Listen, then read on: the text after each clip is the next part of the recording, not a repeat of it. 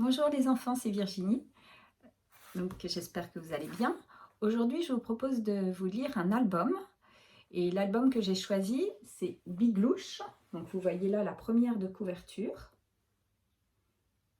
Et sur la première de couverture, donc il y a le titre et il y a aussi le nom des auteurs. Dans ce cas, pour ce livre-là, c'est Mira et Alissa Ferbise. Biglouche est un chat très séduisant, au pelage noir et blanc. Il est un peu gros parce qu'il passe beaucoup de temps à dormir et à ronronner. Tous les jours, il s'installe devant la fenêtre pendant des heures pour observer ce qui se passe dans le jardin. Il ne sort presque jamais de la maison. Savez-vous pourquoi ?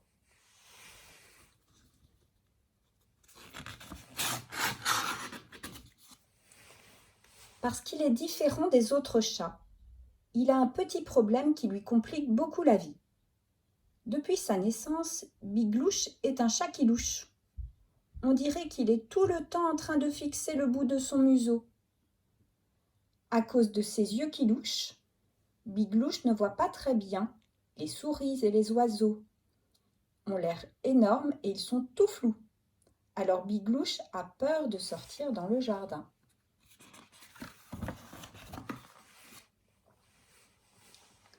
Les autres chats se moquent de lui. « Regardez, c'est Biglouche qui louche !» Ça le rend vraiment très malheureux.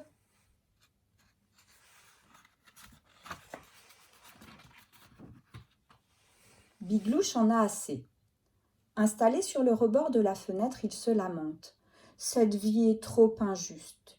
Il faut absolument que je trouve un remède pour ne plus loucher. » C'est alors qu'un hibou se pose non loin de lui, sur une branche du grand chêne. « Je suis bien plus à plaindre, dit-il à Biglouche.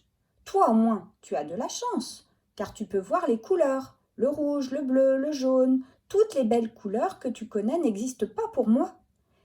Les hiboux ne voient qu'en noir et blanc, mais je connais quelqu'un qui peut t'aider. C'est le docteur Miro, il soigne les yeux. Malheureusement, il habite loin, tout là-bas dans la forêt. » Dans la forêt ? Mais Biglouche n'est jamais sorti du jardin. « Il faut que je sois courageux, se dit-il. » Il remercie le hibou et saute sur le mur du jardin. Les autres chats le rattrapent. Ils veulent l'empêcher de partir. « T'en vas pas, c'était pour rire, on t'aime bien, tu sais. On t'embêtera plus, c'est promis. » Mais Biglouche est bien décidé. Il passe devant eux et continue sa route. Il marche longtemps dans la forêt, droit devant lui et sans s'arrêter. Il doit faire très attention à ne pas se cogner aux rochers et éviter les buissons de ronces qui le griffent. Comment trouver le docteur Miro qui soigne les yeux ? Épuisé, Biglouche se couche sur un rocher près d'une petite mare. Il pleure. « Je suis perdu, je ne trouverai jamais le docteur Miro et jamais je ne pourrai voir le monde normalement. » De grosses larmes roulent le long de son museau et tombent en plein sur un ver de terre qui passait par là.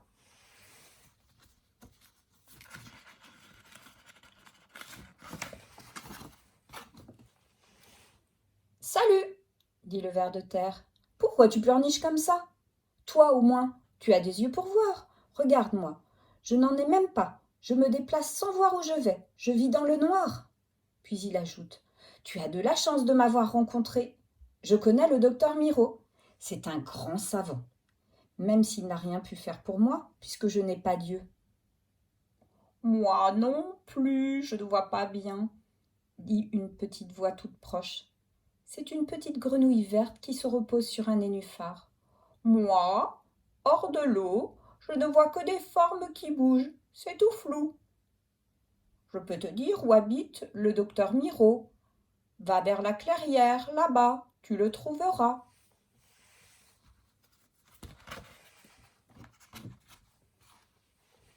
Biglouche est fatigué. Il marche en traînant les pattes. Il trébuche contre une motte de terre et s'étale de tout son long dans la boue. « Qui est le petit malin qui s'amuse à détruire mon toit ?» hurle une voix. C'est une taupe qui a surgi d'un trou. « Pardon, dit Biglouche, je vous avais pas vu. Qu'est-ce que vous faites ici, tout seul dans la forêt demande la taupe. Ce n'est pas un endroit pour les chats. Je cherche un remède pour ne plus loucher, explique Biglouche. Je voudrais voir normalement, comme les autres chats. Vous êtes tombé sur la bonne motte, dit la taupe. Je suis le docteur Miraut. Ma renommée est très grande. Elle s'étend bien au-delà des limites de cette forêt. Descendez donc avec moi dans ma taupinière, cher ami. Je vais vous examiner.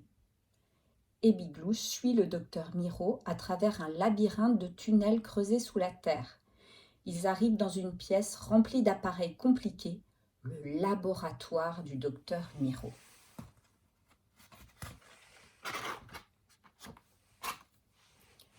Le docteur Miraut examine les yeux de Biglouche et lui dit « Bon, je vois. Le seul remède contre votre louchitude, ce sont des lunettes. Grâce à elles, vous pourrez voir normalement. Je vous en fabrique tout de suite une paire. » Le docteur Miraut pose les lunettes sur le museau de Biglouche. Miracle! Il voit enfin normalement. Le monde n'est plus flou. Biglouche remercie le docteur Miraut et file voir à quoi ressemble la forêt. Il ne se cogne plus dans les arbres et surtout, les oiseaux n'ont plus l'air d'être de drôles de monstres avec des ailes.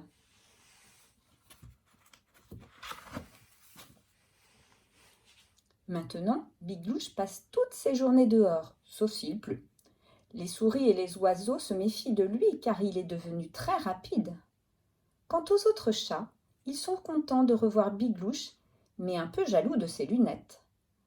Alors Biglouche leur donne l'adresse du docteur Miraut.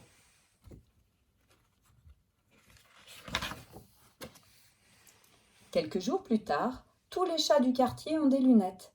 Des lunettes pour mieux voir au loin, des lunettes pour mieux voir de près, des lunettes pour tout voir en rouge ou pour tout voir en jaune, des lunettes pour se protéger du soleil et même de fausses lunettes qui ne servent à rien du tout.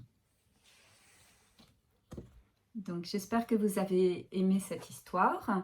Si vous le souhaitez, vous pouvez m'envoyer un petit message pour me dire ce que vous en avez pensé. Moi, je vous dis à bientôt pour la lecture d'un autre album. Et Biglouche et moi, on vous dit au revoir.